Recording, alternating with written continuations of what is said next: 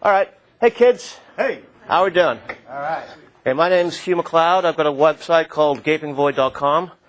I guess I talk a lot about... Who here has heard of Web 2.0? Raise your hand. That's the stuff I peddle.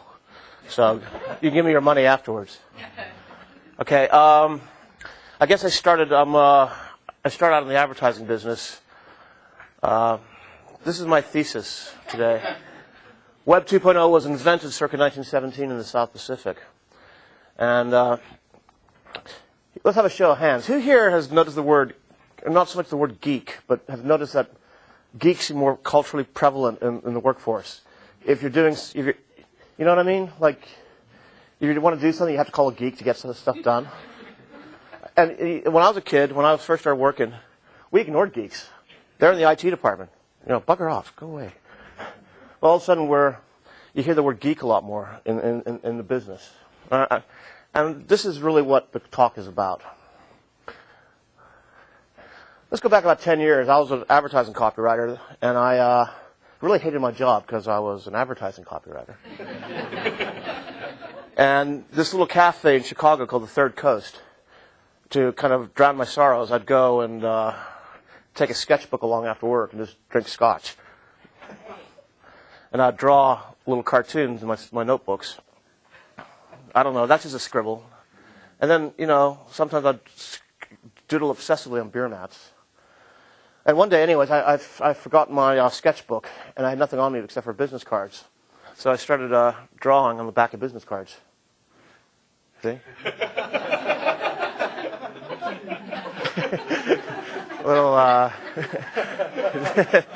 just something to do. And I really like the format. So I just started doing it. And I've been doing that for 10 years. And I started publishing them on my blog. I started a blog about 6 years ago. There's another one. It's just, what do you mean? What do you mean? No, or a country club. And then I'd start drawing these kind of obsessive little drawings. I'm kind of obsessive anyways, so. This is one I did. A loose confederation of skunkworks joined by insanity. This idea of, when I first started working, when I left college 20 years ago, the thing to do was get a job in the big glass tower of death downtown, and get a corner office, and you'd buy a loft about 2 miles away, so you'd have the glass building, and then you have the loft, and then you'd probably have a few fancy restaurants. And to me, that's how business was, these kind of big, powerful institutions. And now we're getting, now that we've grown up, like with FeedBurner and all these, and Google, and buying all these little different companies and finding ways to work together. That's what that cartoon's about. Who here has got an MBA? There you go. Excellence in leadership, excellence in innovation, excellence in management. Excellence in excellence. Yeah, Yeah. That's what we want. We want to be excellent at being excellent. Okay. The future belongs to the geeks. Nobody else wants it. Kind of here, marketing cartoon. Welcome to Nobody Cares. Because we spend a lot of time being told that certain things are important because, it's in the magazine we subscribe to, and actually when you get out in the real world, nobody gives a damn, really. But we have to pretend that people give a damn because it makes us sound better in meetings. This is actually a cartoon I did, a little scribble, about 4 years ago, called the name of the cartoon is called The Hugh Train. And the market for something to believe in is infinite. In other words, and this has kind of underpinned my whole idea about marketing, is if you're the idea that products are really idea amplifiers. Who here has had an idea for a business that wasn't really about the product? The product was just facilitating an idea. If that makes any sense. I once pitched to Gerber. You don't know a lot about babies because you have great products. You have great products because you know a lot about babies.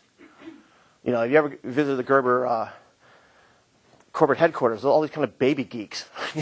They go around thinking about nutrition or whatever or and they're all just kind of really into it. And so these little 69-cent jars are really idea amplifiers of these kind of crazy baby geeks thinking about nutrition in kind of weird ways.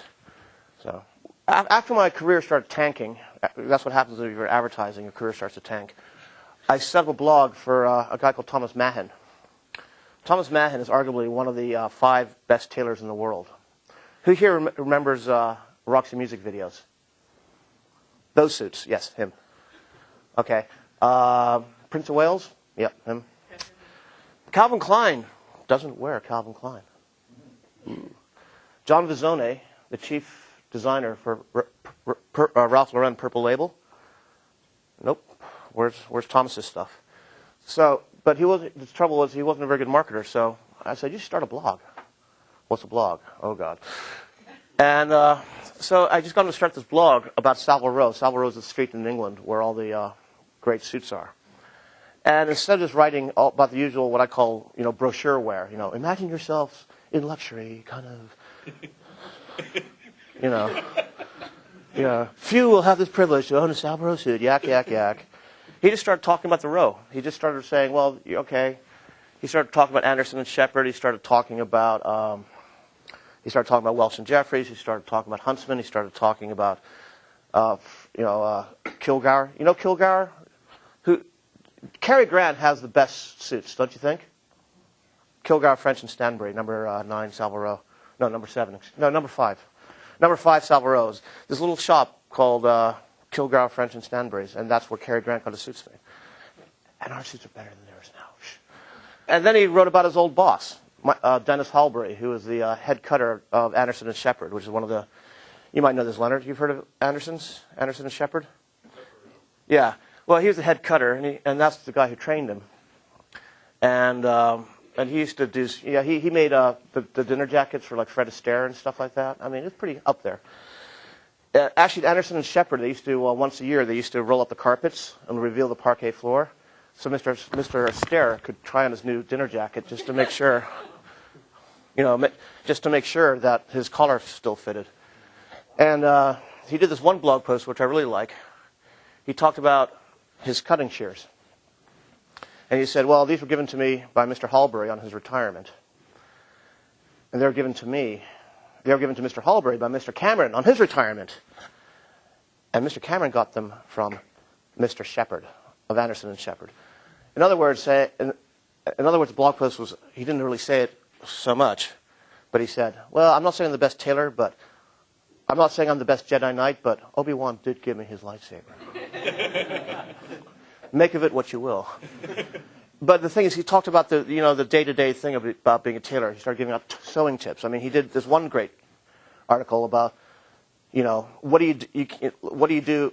His coats cost $4,000. He wrote this article about what would you do if you only had $300. And he started recommending all these kind of high street chains, saying, well, for the money, Marks and Spencer's make the best suits in the business, so go there.